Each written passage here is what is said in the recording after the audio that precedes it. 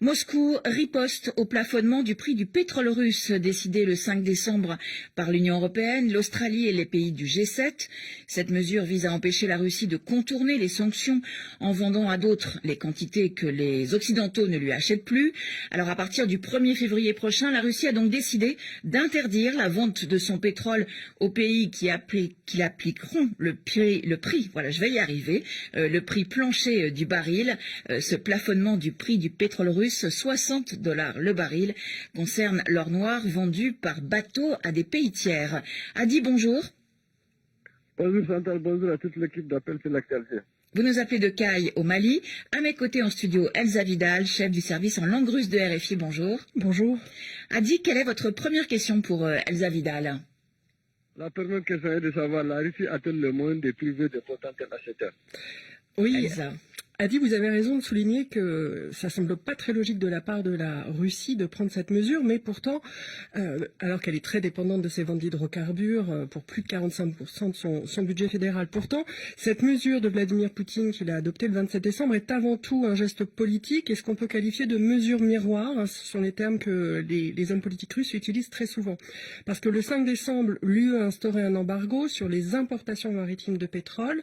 Ce pétrole est plafonné, comme on vient de le dire, à $60 et cette interdiction porte essentiellement sur des entreprises européennes, américaines, canadiennes, australiennes. Donc la Russie, ce n'est pas sur ces acheteurs-là qu'elle s'appuie pour le moment pour contourner l'embargo européen. C'est donc essentiellement un geste politique de la part de Vladimir Poutine. Économiquement, en revanche, les conséquences seront difficiles à estimer parce que c'est une mesure qu'on ne connaissait pas, c'est une première. Et ce d'autant plus que le président russe se réserve la possibilité de contourner cet interdit en instaurant de lui-même des exceptions, c'est-à-dire en couchant le nom d'entreprises qui seront exemptées de cette interdiction. Adi, vous avez une autre question. Sait-on dans quelle mesure le plafonnement du prix du pétrole russe a pesé sur l'économie du pays? On le sait de manière approximative, on le sait avec un certain ordre d'idées. Avant-guerre, les ventes de pétrole russe à l'Europe représentaient environ 15% du budget fédéral, 30% pour le gaz.